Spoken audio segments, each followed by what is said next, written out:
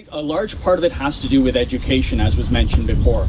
And when we're talking about education, we're talking about campaigns like the one we've seen recently in Toronto, Toronto for All.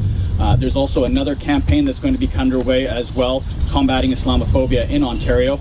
So that's part of the equation, is education for sure, and it plays a key critical role. Education in its various different forms and various different places it's delivered, both in public as well as in other settings, in workplaces, in schools. We get reports of school children being harassed based on their Muslim identity, and that has to stop. Every child should feel like they belong in an inclusive classroom.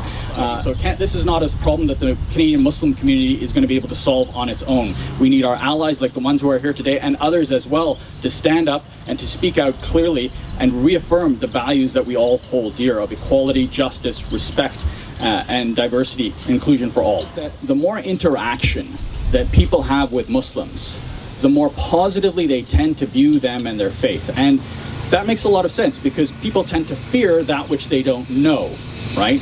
And also, once you get to know somebody and you begin to see that you have far more in common than what makes you separate, we all worry about our jobs, the economy, the future of our kids.